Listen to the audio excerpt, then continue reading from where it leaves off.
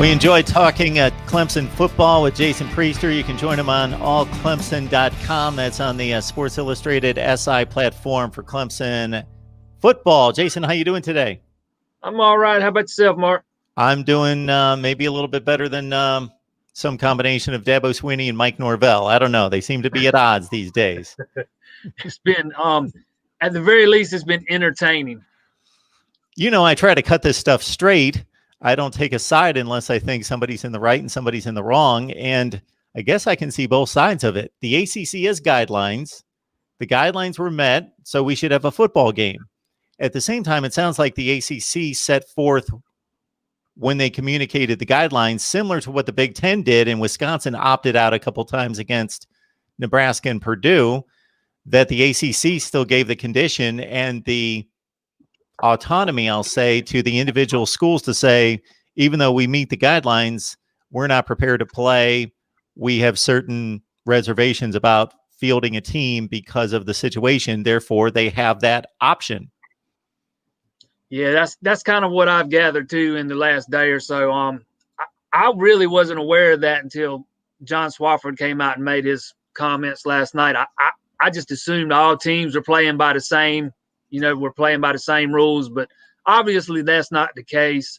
The game was signed off on by the ACC, but Florida State did not feel comfortable playing, knowing that a Clemson player that was positive traveled with the team. And, I'm like you, I can see both sides of it.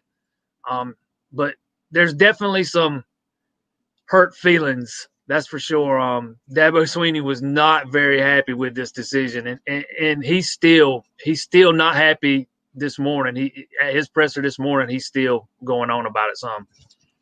And I understand you load your team up, and you have to load them up in a different approach to what you typically do. I think they had to take 9 buses down there. I would think that they would typically jump on a plane.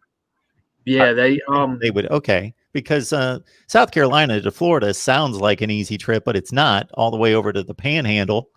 So that's a flight typically, and they take 9 buses down there. And according to Dabo, spend $300,000 to travel, and they meet all the ACC guidelines, and they don't get to play a football game. And then Florida State claims that they'll reschedule in December. So I can see Dabo's side of it, and I get a kick out of him saying what he has to say. And I think he hit it on the head. I don't think there's any question, even though we don't know the individual approach of every specific person, that it's easy to say that there were decisions made by Florida State that I'm sure a lot of people, even within their football team and program, weren't on board with, but they had to be on board with it. So he understands that not everybody at Florida State didn't want to play. Yeah, I thought he went out of his way on Sunday night to make sure he didn't put any of the blame on Mike Norvell or any of the players, that he thought it was all on the administration and the medical staff there. I thought he went out of his way to do that. And then Norvell kind of came back yesterday and took a little shot at Swinney yesterday after Dabo had went out of his way not to take any shots at him personally. That's what I meant earlier by saying it's been entertaining. It's been very entertaining.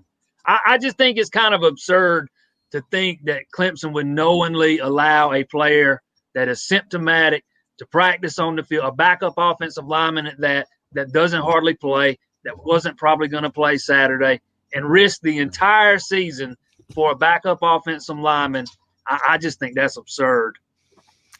Well, one of these days, hopefully Florida State gets competitive again, and this can be a fun rivalry. But as it stands right now, it's just a beatdown, and probably was going to be another one, and we probably won't see it in 2020, unfortunately. But we will see Mike Jones and Tyler Davis on the field. They were sorely missed, in particular against Notre Dame. But really, every game, there's been noticeable lapses on the defense, and you miss your arguably best defensive lineman and one of your starting outside linebackers. So you welcome them back. Yeah, I think getting Tyler Davis back is huge. I think some people don't realize how little he's played this year. I think he's played under 70 snaps. I'd have to go back and check the numbers, but I don't even think he's even played 70 snaps this year. But yeah, he's been badly missed. Jason. they're fighting or they're playing. But yeah, he's been badly missed this year. And Clemson's run defense all starts and stops with him. He's the guy that draws those double teams, lets those ends and those linebackers do work. And when he's in there, this defense is totally different. And he should be back this week. Most of those guys were supposed to be back last week. I think the only two that weren't going to play were James Skowski and Frank Ladson. And they should be back towards the end of the season. Clemson's going to be heavily favored against Virginia Tech after this Pitt game in which they're heavily favored. I haven't checked the line, but I got to think it's 4 touchdowns, something in that range. Pitt just trounced to Virginia Tech last week as the Hokies were missing a number of players.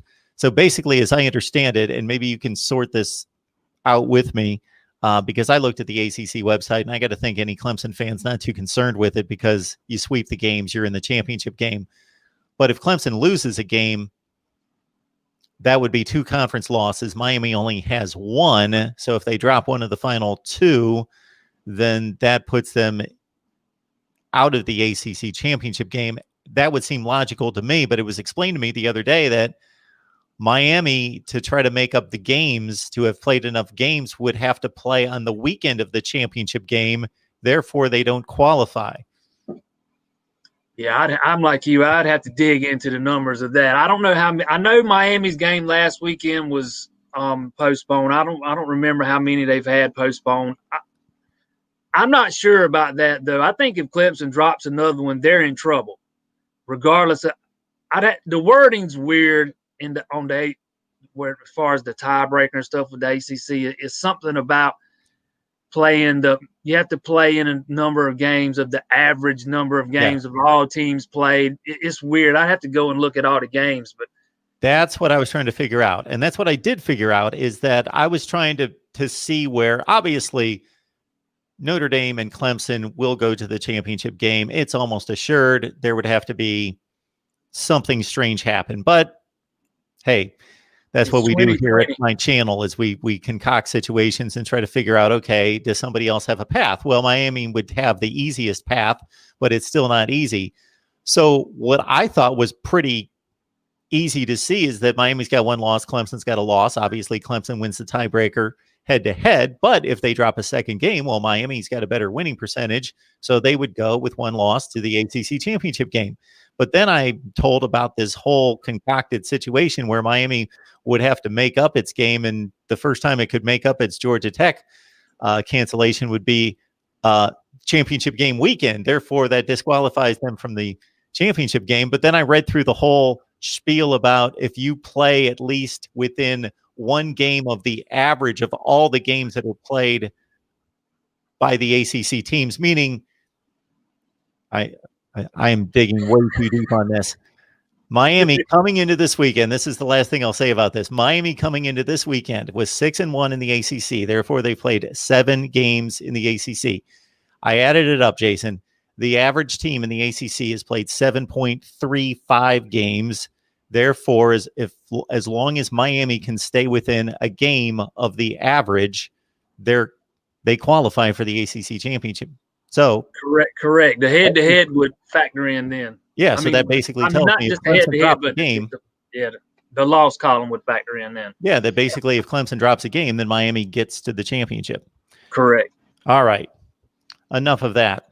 So what are you seeing out of this football team? And with 2 weeks left, Pitt and Florida State, that's it, or not Florida State, but Pitt and Virginia Tech, unless they somehow would find a date for Florida State, that's it to the ACC championship game. So, Jason, my question to you is, what do you want to see out of your team the last few weeks to get ready for a rematch against Notre Dame? First of all, I don't expect that Florida State game to be made up. But as far as this game coming up this week, this Pitt defense is playing pretty good. They're very good against the run. They allow like 2.5 yards per carry. And Clemson's had problems running the ball all season long, especially on the interior. That's what I want to see. I want to see this Clemson team come out and run the football. Because if they cannot run the football better than what they have done up to this point in the season, they're not going to meet all their goals they had set forth at the beginning of the season. You've got to be able to run the football. They've not been able to do it. And I want to see this team start running the football some this weekend. Pitt's kind of a strange team. They had one of the better yards per play defenses in the country last year and led the nation in sacks. They started off this season in the same fashion, had one of the best defenses in the nation, number one in sacks, then rode through a 4-game losing streak in which they lost Kenny Pickett. He came back, and they put up 47 points against Virginia Tech. So they might be a little bit more dangerous than their 5-4 record. Yeah, I think the spread in this game's like 27 points or something like that. I can't remember for sure. I thought it was a little too high in my opinion, but that was just me. I think this Pitt team's pretty decent with Pickett at quarterback. Right, Jason, we appreciate you stopping by to talk Clemson. Join Jason on allclemson.com SI, and of course, lock it in here at Mark Rogers TV, the voice of college football. Hit that bell for the notifications. That way you know when we're going live. Jason, enjoy the game this weekend. All right, thanks, Mark.